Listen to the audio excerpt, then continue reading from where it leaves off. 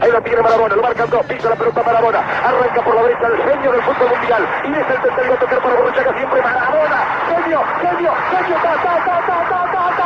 ¡gol!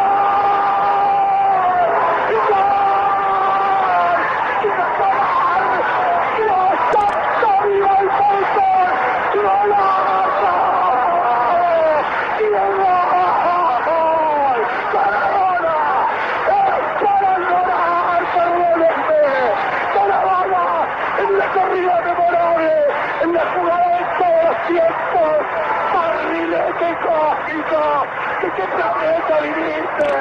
Para dejar el cabinetante inglés, para que el país se opulle apretado, gritando por Argentina. Argentina 2, Inglaterra 0. Diego Armando Maradona. Gracias Dios por el fútbol, por Maradona, por esas lágrimas, por Argentina 2. Salve, salve você que nos escuta, começando mais uma edição do podcast Camaradas Futebol Clube, edição de número 16. Eu sou o Matheus Guedes, estou aqui na companhia do Júnior. Salve, Júnior, um abraço. Salve, rapaziada. E estou na companhia aqui também do Felipe. Salve, Felipe. Salve, salve, Matheus. Salve, salve, Júnior. Salve, salve a todos que nos escutam. Hoje estamos mais uma vez aqui sem o nosso camarada André, né? Hoje nós estamos gravando esse podcast no dia 23 de junho de 2021, já à noite do dia 23 de junho, num dia em que se comemora o aniversário, né, de Zinedine Zidane, 49 anos de Zidane. Também comemoramos 35 anos e um dia, né, do gol do Maradona, né, aquele jogo Inglaterra e Argentina nas quartas de final, né, da Copa do Mundo de 86, aquele jogo que é o jogo da canonização, né, o dia que o homem virou Deus. Teve aquele gol, o gol La Mano de Dios, né, depois teve aquele gol do século, né, o que mostra o que foi exatamente o Maradona, aquele gol, né, aquele jogo. É um gol, um cara errático e um cara extremamente genial. Maradona que nos deixou, infelizmente, faz muita falta nesses tempos de hoje. É sempre bom relembrar aí o legado dele, né, que sempre vai viver na mente de todo mundo que gosta de futebol, né? Com certeza. Também foi um dia que o Corinthians rescindiu o contrato do Danilo Avelar, né? O Danilo Avelar que ofendeu aí uma pessoa, né, jogando videogame, ofendeu ali uma ofensa racista, e o Corinthians, mais que depressa, rescindiu o contrato dele e fez mais do que o óbvio, né, o Corinthians, né? Mas a gente está falando de uma atitude que deveria ser o óbvio, né, que basicamente nunca é feito quando acontecem esses casos. Então, aí de se louvar aí que o Corinthians fez, né, um time que honra com a sua história, né, um time que brigou para ter um jogador negro no elenco, um time que se declara o time do povo, não poderia conviver com um jogador racista. Também a gente lamenta aí, né, as mais de 500 mil mortes que tivemos em decorrência aí do Covid, em decorrência do governo fascista, genocida que nós temos, né, que colabora com o vírus, que evita comprar vacina a metade do preço, mas compra vacina a 1000%, né, acima da inflação, acima do valor. Desejamos muita força aí para quem teve perdas durante essa pandemia e que seguimos em frente nos cuidando. Uma hora isso aí vai acabar, vacina para todos. Queria começar falando aí, gente, hoje acabou a primeira fase da Eurocopa, né? Queria passar uma régua aí com vocês em cima da Eurocopa. Queria saber o que vocês acharam dessa primeira fase, o que vocês tiveram de destaque positivo, destaque negativo, o que surpreendeu, o que não surpreendeu positivamente. Queria começar com você aí, Júnior, o que você tem para falar para a gente sobre essa primeira fase da Eurocopa? Vou começar destacando negativamente a participação da Hungria, né, da Croácia, esses países que assumidamente, né, têm governo de extrema-direita e conduzem a população de uma maneira muito prejudicial para o restante do planeta, né? E eu estava pensando, né, até comentei no grupo lá, mandei uma mensagem, né, porque o mundo sempre tolera esse tipo de comportamento extremista quando ele vem da direita e de repente, cara, a história depois que ela sempre mostra para gente, né, que o fim para esse tipo de prática não é positivo para ninguém, mas inexplicavelmente, cara, todo mundo tolera esse tipo de atitude. Grupo de mais de 10 mil pessoas, quando vem aquela quantidade de pessoas com camisas pretas, né, com cânticos racistas, homofóbicos, e eles são tolerados dentro do estádio, ninguém faz nada. Eu não sei até onde que a gente pode chegar, né, com esse tipo de comportamento, de pessoas frequentando esses espaços. Eles se sentem donos, né, dos lugares e, de repente, o pior pode vir a acontecer. E aí, quando você tem uma iniciativa positiva, né, para apoiar o movimento LGBT, a UEFA prontamente nega que os estádios acendam as luzes coloridas, né, porque não quer nada de cunho político, sendo que está acontecendo política ali de extrema direita na cara de pau, todo mundo vendo, e aí é tolerado, né? Ô, Júnior, só vale lembrar, né, que durante a Champions League, né, essa última edição, alguns jogos iam ter algumas restrições, né, por conta de cada país que adotou sua política em relação ali ao combate ao vírus e tudo mais, né, da chegada de pessoas vindas de fora do país. Então, vários jogos entre inglês, que envolviam os ingleses, a UEFA teve que mandar para Budapeste, porque, assim como aqui no Brasil, o vírus circulava normalmente lá na Hungria, né? Não à toa são dois governos de extrema direita. Então, a UEFA precisou bastante da Hungria, né? Então, talvez, os caras falam que não tem política, mas tem muita política envolvida, né? Nesse veto à não iluminação lá do estádio do Bayern de Munique. É bem lembrado. Até março era um país que estava em colapso também, né? E aí deu um pequeno respiro, e aí a gente vê o estádio lá com capacidade máxima, né? Um absurdo. E não se tolera um movimento que é pró-vida e eles toleram um movimento que é pró-morte, né? Que é esse movimento de camisas negras, de ultra nacionalistas lá da Hungria. E quando você tem um movimento que é pró-vida, né? Que é o movimento LGBTQ, eles não têm permissão para prosseguir. E dentro do campo, né, cara, é Cristiano Ronaldo, né? Dá para gostar de Cristiano Ronaldo, Messi, sem ficar com essa disputa aí meio infantil e aproveitar enquanto ele joga, né? Mas eu tenho para mim que ele vai jogar até os 45. E aí a gente vai poder desfrutar muito mais desse cara em campo, né? Ele sempre se repaginando taticamente, a maneira como ele se comporta e tem um físico extraordinário, né? Então, se esse cara quiser jogar até os Muita água, 45, né? Bebe para mim eu muita quero jogar água. até... Pô, aquela água de Jamaica, aquela água do Chapolin. Tá ligado, Felipe? Nada de Coca-Cola, Água é dos muita água. duendes. Água dos duendes, cara. Aquela água ali, pô, poderosa, mano. O cara tá maluco. Esperamos aí até os 45, Cristiano Ronaldo fazendo 200 gols pela seleção, quebrando mais recordes aí pra gente desfrutar. Primeiro eu gostaria de reiterar, né, o que o Júnior e o que o Matheus comentaram, né, sobre essa questão lamentável envolvendo a Hungria, né?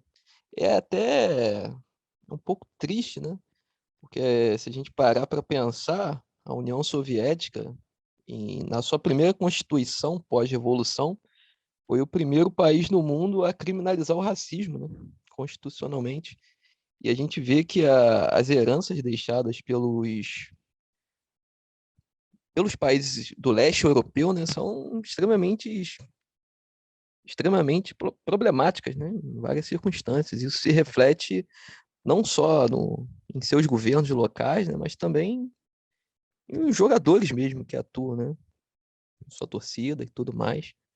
Então, realmente é se lamentar por isso. Não é um episódio, né? São diversos E a UEFA sempre conivente com isso, é impressionante, né? Dizem alguns, né? Dizem que a UEFA e tudo mais é mais avançada nesse sentido, né? Balela, tudo a mesma coisa. Conmebol, UEFA, FIFA, são todas coniventes com esse tipo de atitude, né? Seja homofobia, seja racismo. A gente tem muito a evoluir, né? E certamente não vai partir dessas instituições. Trazendo para o campo também destacar, como destacou o Júnior, né? O Cristiano Ronaldo é uma máquina, né? Um cara imparável, destruidor de recorde, né? Hoje, se eu não me engano, ele bateu, né? Se tornou o maior artilheiro de todos os tempos Ele de igualou, né? jogadores, né? Que atuam por seleções. 102 gols ou 101? Não estou 109, recordando. se não me engano. 109, é. Ele Igualo. igualou ali da Ali, que jogava na seleção do Irã. Sim, Esses dias é. eu fiz uma pesquisa sobre esse Daei aí, o cara metia gol demais, cara, tá maluco? É bom mesmo, eu achava que era meio fogo de palha, mas o cara era bom. Não teve muita repercussão na Europa assim, mas chegou a jogar na Alemanha, Tá tem jogando no um Bayern de jogo, Munique, né? é, mas ele tem um jogo contra o Chelsea, que ele faz 2 gols assim, o Chelsea é um pouco antes acho que no início da era Abramovich já, não é pelo Bayern não, acho que é pelo Hertha Berlim, se eu não me engano. Uns lances bem legais. Se não me engano, ele jogou no Bayern, mas ele não teve muita oportunidade. De lá ele foi pro Hertha e é meio ídolo lá no Hertha. Isso, é isso aí. Pois é. Mas trazendo para dentro do campo, eu confesso que não fui totalmente atento em relação a essa primeira fase, né? Porque eu acho, com, como eu critico também, né, o regulamento da Copa América, esdrúxulo, né, de 5 times passarem 4, eu também não consigo compreender muito bem esse regulamento da Europa, né? Eu acho que da Eurocopa, eu acho que os jogos acabam perdendo importância, né? Você passar praticamente todos os terceiros colocados, mas eu acompanhei alguns jogos, sim. O melhor de todos para mim foi a Alemanha e Portugal, né? Um grande jogo. E hoje também ganhou requintes de emoção, né? Portugal e França jogando ao mesmo tempo, de Alemanha e Hungria, né? 2 belos jogos que eu acompanhei simultaneamente.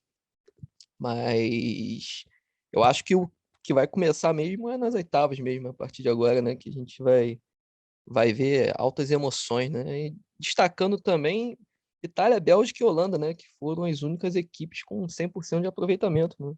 3 vitórias, 9 pontos cada. E eu queria muito ver, apesar, né, dessa campanha perfeita até aqui, como a Itália e a Holanda vão se sair agora no mata-mata. Eu acho que não foram muito exigidas, né, nessa primeira fase e estou curioso para saber como é que vai ser, né? Isso sem contar Portugal, né? Tem um time do meio para frente que é esse de alta excelência, né? A própria Alemanha também, que acaba sendo sempre crescendo, né, em momentos decisivos, e a França, né, que para mim hoje é a grande seleção do momento, né?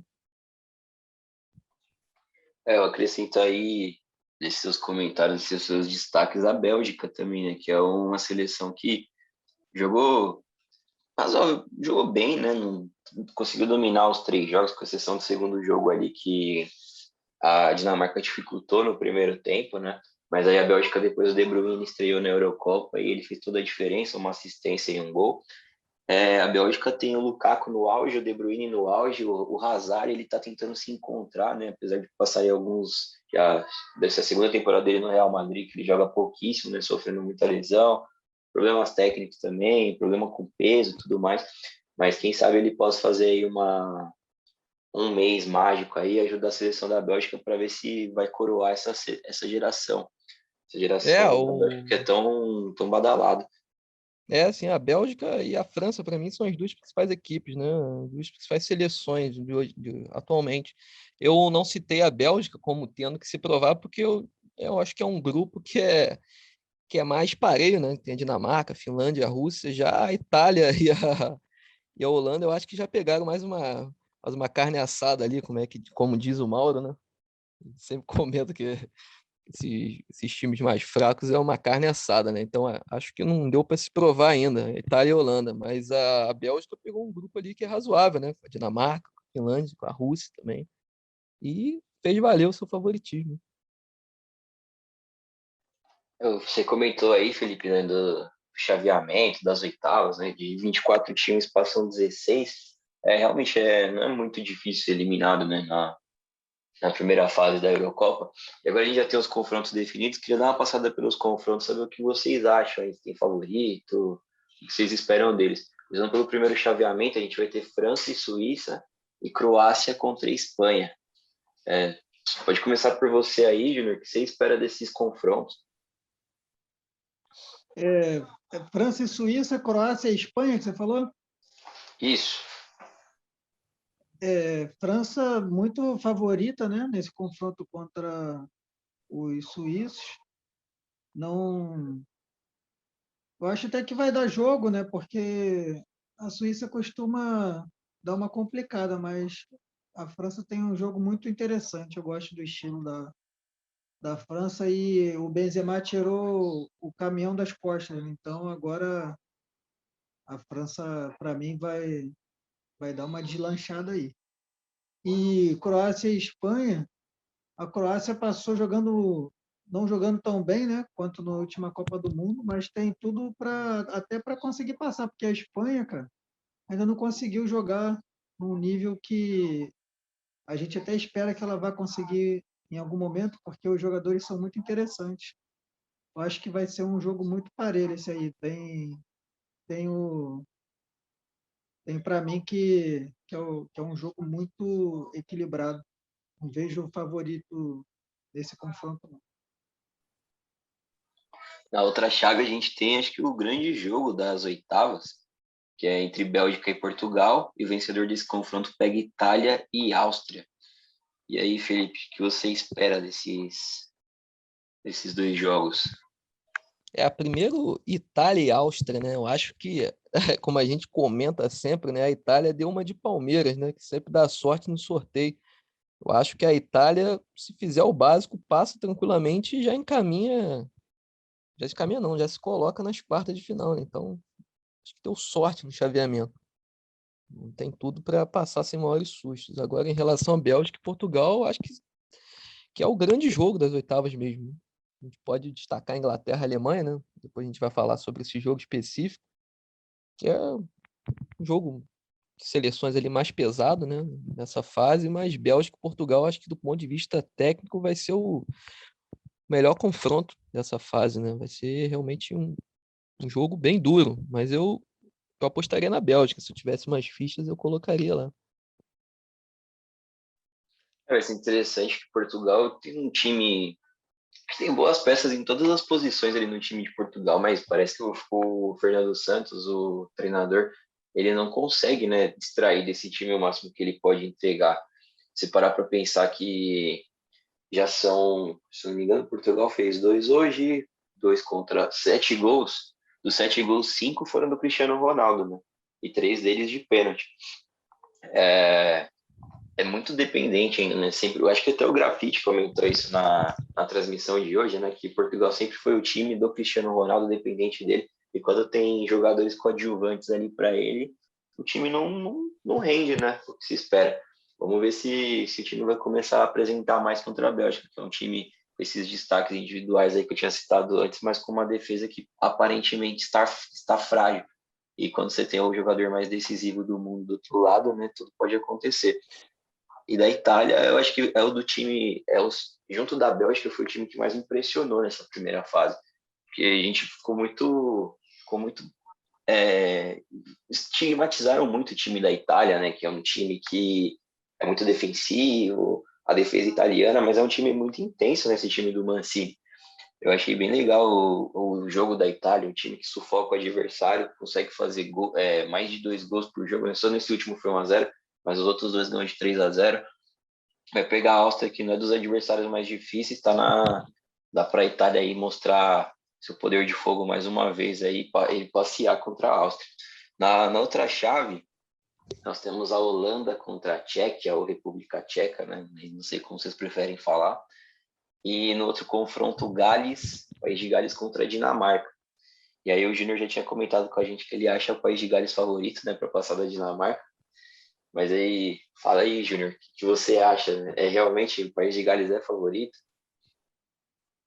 Eu acho que por pouco, assim, né? Vai ser um jogo, para mim, nada interessante, né? Só vou assistir se não tiver nada no mesmo horário. Vai ser um jogo meio doído de assistir, O- o- mas é que o Júnior prefere a Copa América. Ele vai assistir Peru e Bolívia no mesmo horário. aí, Tá cara, imagina, escondido. cara. Meu Vai ver o Deus. Guerreiro, saudade dele de fazer o pivô. Guerreiro tá convocado? Eu não sei, eu falei de sacanagem. Não, ele tá Né? machucado, pô. Tá machucado e não tá Ah, jogando. No lugar dele eu não tem um sabia. cara chamado Lapadula, né? Uma coisa assim. Ele é italiano de nascença. Eu não tava, para mim o Guerreiro eu não sabia que ele tá machucado não, né? Mas nem sabia também se ele tava lá na Copa para você ver, né? Copa América é o fim, né? E aí eu acho que é tipo 55-45 para Gales, né? Ou até menos, assim, vai ser um jogo bem disputado, mas eu coloco um pouquinho de favoritismo para Gales porque o Bale, né, querendo jogar, ele pode fazer alguma coisa diferente. E tem o Ramsey também, né, que é um cara que já teve melhores momentos, mas esses rapazes assim em seleção, eles sempre têm uns lampejos. E aí eu acho que são dois caras diferentes, né? E no outro jogo, qual que você comentou? Foi o da Holanda? Sim, Holanda e da República Holanda. Tcheca? Holanda e República Tcheca. Ou Tchequia. É, a Holanda tá apresentando um futebol um pouquinho mais redondo, né? Então tem um favoritismo também contra a República Tcheca no meu modo de entender. Até porque os últimos jogos aí, né? No último jogo, a República Tcheca contra a Inglaterra ficou meio que se defendendo. Eu acho que a postura vai ser igual contra a Holanda. E o ataque da Holanda é um ataque interessante. Então, coloco também um favoritismo, mas dessa vez um favoritismo maior. A Holanda, ela pegou um, um caminho que favorece ela, né? A República Tcheca não é uma das seleções mais fortes também. Quem passar do outro lado também, acredito que se for enfrentar a Holanda seja o azarão ali, né? Contra o time neerlandês. E a Holanda é um time interessante porque é um time que vem de perdas, né? O time que perdeu o melhor zagueiro do mundo, né? O Van Dijk não tá jogando essa Eurocopa por uma lesão lá no começo da temporada. A gente estava comentando, né? Como foi grave essa lesão do Van Dijk. Perdeu também o técnico, né? O Ronald Koeman estava fazendo um bom trabalho e ele acabou indo para o Barcelona. E aí agora a seleção está sendo pelo Frank de Boer, se não me engano, técnico da Holanda, que não é lá dos melhores treinadores, mas até que está conseguindo fazer um trabalho digno nessa Eurocopa. Também teve aquele E menino que joga. Oi? aquele jogador aposentou, não sei se vocês lembram dele, jogou aqui na Copa do Brasil, o Netherlands. O Néder. Aquele que só corta para a esquerda e bate, não, o Néder. Tô brincando, tô brincando. Teve aquele. Puta, me fugiu o nome dele agora, que ele jogava no Ajax, foi pro Manchester United, ele não se firmou ainda no Manchester United, mas ele é um bom volante. Ele era titular desse time, ele jogava do lado do Frank de Jong. É uma grande perda também da seleção da Holanda, mas que por mais que esteja ali com esses problemas, né, que acabaram enfraquecendo o time para a Eurocopa, conseguiu fazer uma boa primeira fase e eu acho que tem um caminho claro aí para chegar pelo menos na semifinal. Já Gales e Dinamarca, eu vou discordar um pouco do Júnior, acho que é a primeira vez que a gente discorda aqui, Júnior, mas eu acho que a Dinamarca é a favorita, porque por mais que a Dinamarca tenha passado só com 3 pontos, perdeu 2 e ganhou uma, a Dinamarca apresentou um bom futebol, né? Jogou muito contra a Rússia, passou por cima da Rússia, goleou. Jogou bem também contra a Bélgica, mas aí depois a Bélgica no segundo tempo teve o Kevin De Bruyne jogando, né? E aí ele acabou com o jogo. Mas tem toda a questão do drama envolvendo a Dinamarca, né? Que perdeu o Eriksen. O Eriksen quase morre, né, dentro do gramado naquela primeira rodada. E que conseguiram ressuscitar ele dentro de campo. Ele tá bem agora, ainda bem. Mas aí o time parece que se uniu, né? Em torno dessa quase tragédia. E também estava jogando em casa, a torcida abraçou o time. Tá uma conexão muito boa entre o time da Dinamarca, a torcida agora não joga mais em Copenhague, né? Mas eu acho, para mim, se eu pudesse escolher um time para ser campeão, seria a Dinamarca, seria a história mais fascinante aí dessa Eurocopa. Seria até melhor do que aquele título da Dinamarca em 92, né? E passando agora só para a última chave, aí, Felipe, tem um jogo bom e um jogo ruim para você. Suécia e Ucrânia. E quem ganhar pega ali Inglaterra e Alemanha. Rapaz, a Inglaterra e a Alemanha vai ser um grande jogo. Eu apostaria na Alemanha. Eu acho que a Inglaterra não... É impressionante o que acontece com a Inglaterra, né? Por mais que o. Primeiro, estava rolando uma discussão há um tempo atrás na Inglaterra sobre a seleção não se desenvolver, né, por conta dos jogadores estrangeiros, né, que atuaram na Premier League, né? Tinha muitos jogadores estrangeiros e se acabava não desenvolvendo os jogadores da seleção. Eu não consigo ver nexo nisso, né, mas era algo que chegou a pautar, né, a imprensa inglesa durante um tempo. Mas eu não vejo a seleção da Inglaterra e é uma seleção que não dá liga, é impressionante. Por mais que tenha chegado nas semifinais, né, da Copa em 2018, é uma seleção que eu olho assim, não me inspira, digamos, aquele anseio, né, de quem gosta de futebol mesmo. Eu apostaria na Alemanha, por mais que chegue capenga, né, tomando susto, né, quase sendo eliminado hoje. E o outro jogo, que é... Perdão, qual é o mesmo outro jogo? Croácia e quem? Suécia e Ucrânia. Suécia e Ucrânia. É esse daí que é. Esse daí, esse daí é difícil. Mas eu apostaria 70, 60-40 na Suécia. Mas não Esse aí é sei. de fuder, Cleitinho. É, isso aí, esse daí é difícil mesmo, mas Muito ruim.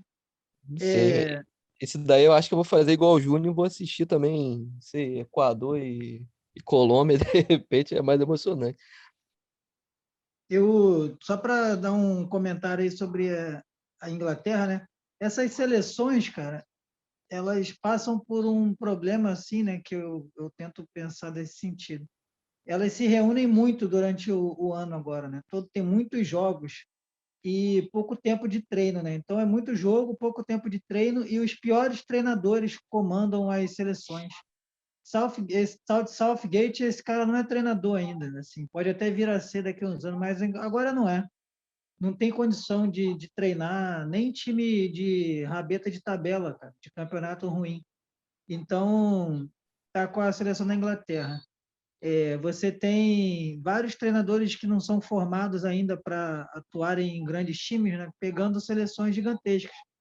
E aí você acaba tendo até treinadores que são fracos ganhando títulos, que é o caso do Fernando Santos e do Deschamps, que pode ter vencido Copa, o outro venceu a Euro, mas na real, em clubes, não tem boas campanhas, porque não são bons treinadores.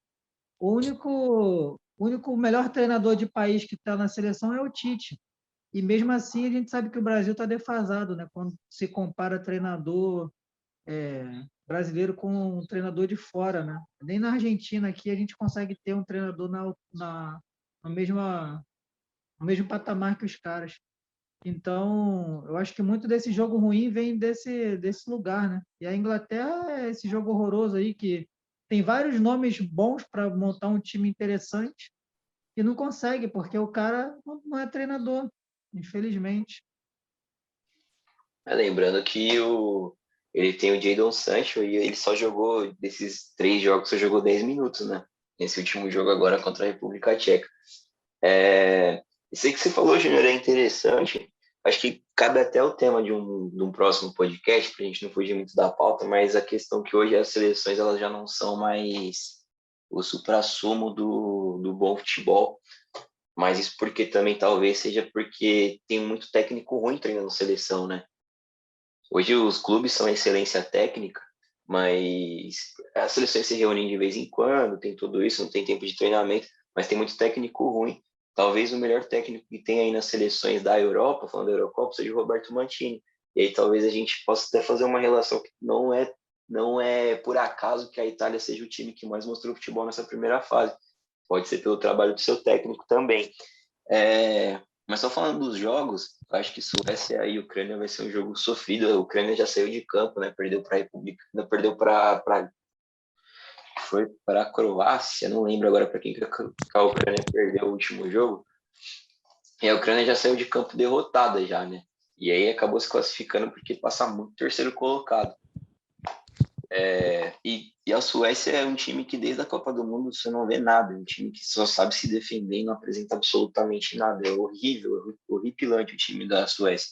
De coisa boa que tem na Suécia é só ali o Forsberg, né, que joga no Leipzig, que é um cara que você espera que chame a responsabilidade. Ele até chamou, fez os últimos gols da Suécia, e dos últimos 4 ele fez 2, ele fez 3, na verdade. Os únicos 4 gols, né, da primeira fase ele fez 3.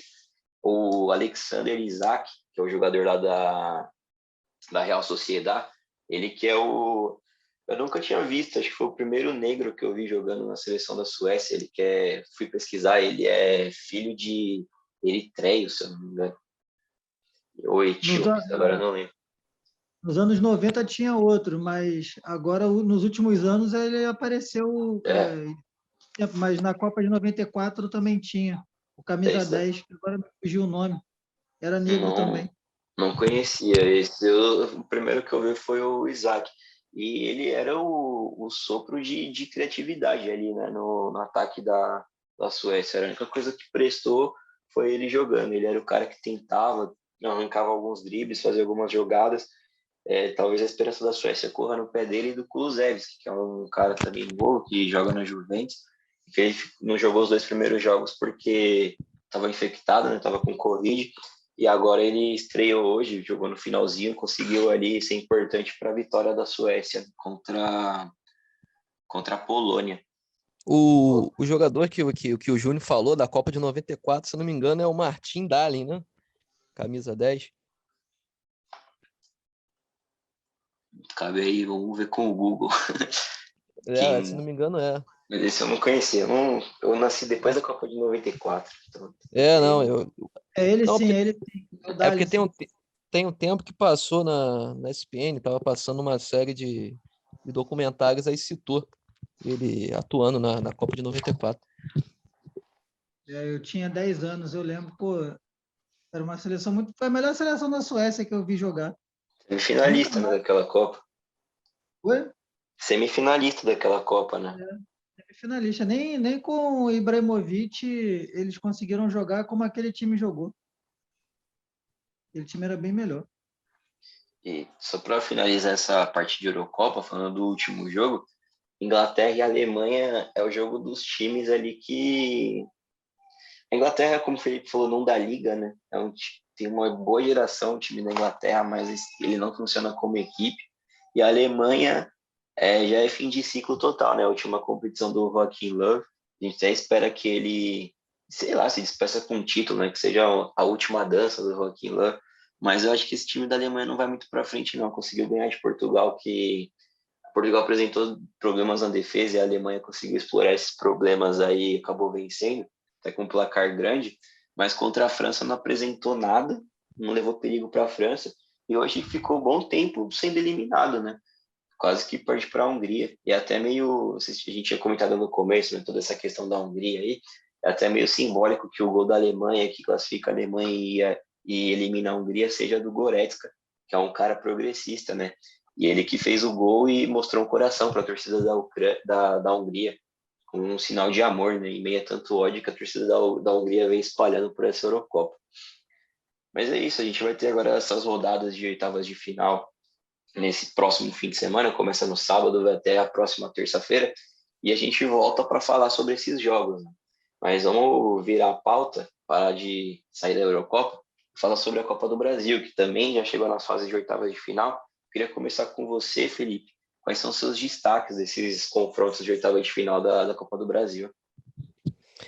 Para começar, o meu destaque é em relação ao sorteio, né? Eu acho que nem se tivesse pote 1 e pote 2 que separassem os adversários por ranking, seria como foi agora, né? Ficou muito. Parece realmente, né, que o sorteio foi, digamos, direcionado, né, para para esses confrontos. Mas eu destacaria o Atlético Mineiro Bahia, né? Eu acho que é um dos confrontos mais equilibrados dessa fase. O São Paulo e Vasco, né? Apesar do Vasco estar numa de dificuldade, nesse drama que vem vivendo o clube, né, na última década, né? Acho que, embora o São Paulo seja favorito, o Vasco, por ser um time de camisa, vai oferecer certa resistência, né? E de resto, eu não vejo muito favoritismo, não. Quer dizer, não vejo nada que seja assim, seja equilibrado, né? Eu acho que vai tender para os favoritos mesmo. Tirando o Atlético Paranaense e Atlético Goianiense, né? Que eu vejo como um confronto do mesmo nível. Mas, tirando isso, eu acho que é bem favorito, né? O Flamengo e tudo mais. O Júnior vai citar alguns aí também. Tem o Santos, né, que eu também acho que é bastante O favorito. Juazeirense. O, o jogo do Fortaleza com o CRB, o pessoal acha que pode dar jogo, mas se o Fortaleza entrar como está jogado, não tem jogo não, vai ser Fortaleza com qualidade. Sim. O Grêmio e Vitória, depende, porque como o jogo não é agora, né? Se fosse agora ia ser complicado, mas se o Grêmio de repente melhorar, aí fica ruim para o Vitória. Mas se jogar como está jogado agora, vira um jogo também complicado. O Criciúma e Fluminense, acho que o Fluminense passa muito tranquilo também. O Flamengo também passa tranquilo pelo ABC. Não sei se eu estou esquecendo mais algum. O pessoal de São Paulo está meio nervoso, assim, né? Porque eles pegam o Vasco e sempre, não, assim, mas várias vezes o Vasco consegue vencer. Aí a Ô, galera Júnior, tá meio complicada, né? eu tava vendo uma estatística, eu acho que só nessa última década, o goleiro Vanderlei eliminou o São Paulo umas 3 vezes já da Copa do Brasil. É, eu vi, É, eu o, vi. É muita o eliminação, cara. o segredo do São Paulo é contratar ele, né? Traz ele para esses jogos aí e acabou. Deixa ele no banco ali, nem que seja para ficar no banco do Volpe, porque é muita Capaz dele eliminação, fazer um cara. gol contra, cara, e eliminar o Vamos São ver. Paulo. É, bem capaz. Passando nos É, jogos aqui, eu tenho uns destaques rápidos. CRB e Fortaleza, como o Júnior falou, né? Eu acho que Fortaleza é bem favorito. Fortaleza é um time bem interessante aí pra gente ficar de olho. O duelo dos Atléticos vai ser legal, porque são dois times que estão apresentando bom. Então, começaram bem o Campeonato Brasileiro, né? O Atlético Paranaense era até o líder. Teve jogo hoje, né? Então provavelmente já deve ter mudado. Acho que o Bragantino deve ter passado, o Flamengo também. Mas é um time que começou bem o campeonato, tá 100%. E também o Grêmio e Vitória vai ser interessante, porque eu queria muito que o Vitória ganhasse, porque como o Vitória já eliminou o Internacional, vai ser legal ver aí o time baiano que ficou tanto tempo, né, longe da primeira divisão e continua ainda longe da primeira divisão, mas está nas oitavas de final da Copa do Brasil e pode virar o dono de Porto Alegre, né, que eliminou o Internacional. Quem sabe elimina o Grêmio também, né? Vai ser legal se isso acontecer. E seria um Grenal, né? Se o Inter passasse. Tá vendo? Tudo conspirou a favor, porque não sei se vocês lembram, o último jogo com público no Brasil foi um Grenal da Libertadores, depois teve a pandemia. Talvez acho que o Grenal abriu as portas aí para o que a gente está vivendo. Então é isso, acho que já matamos nossa pauta hoje. Hoje foi uma edição mais curta, mas igualmente especial. É sempre bom participar aqui com os meus camaradas. Felipe, um abraço, até a próxima. Grande abraço, meu camarada Matheus. Abraço para o Júnior, para o nosso amigo André também, né? Dizem as más línguas que se transformou em cachorro após ser vacinado. Ninguém mais vê ele. Tá até com várias placas de procura assim, em Itaboraí. Ninguém acha esse rapaz, então ninguém sabe o que aconteceu, mas a gente está aqui mandando um abraço para o nosso grande mestre. Júnior, já me despedi de você e fazendo uma pergunta também. Trae Young vai ser campeão da NBA ou não? Um abraço, até a próxima. abraço, meus camaradas. Tomara que ele seja campeão, porque tem um estilo de jogo muito interessante. Eu curto essa ideia. Deixar um abraço aí pro cãozinho dos teclados, vulgo André, que não está aqui com a gente hoje. Também quero O deixar André, o André, eu descobri um hobby dele, compartilhar rapidamente com os camaradas. Ele gosta de ficar invadindo esses grupos que são pró-Bolsonaro, né, os malucos terraplanistas, e começar a se passar por especialista, né? E tá até cobrando para fazer cursos falando sobre os reptilianos, essas paradas aí, e os caras estão aderindo. De repente é por isso que o André tá fugindo aí da Tá exposição ocupado, né? pública. Com terraplanista. É isso aí. Fala, deve ser fácil também enganar esses caras, né? Os caras acreditam em uma madeira de piroca Pô, não é? e vacina que conecta você a um sinal de Bluetooth. Vira o magneto também, É, atrai como os se... metais e tudo. Imagina o que os chineses querem tanto dos bolsominions, né? Os caras devem achar mesmo que o chinês importa com eles. Também vou deixar meu abraço aí pro camarada André, que ele esteja aí com a gente na próxima. Deixar um abraço também para você que está nos ouvindo até agora, né? Obrigado pela sua companhia. Até a próxima e valeu!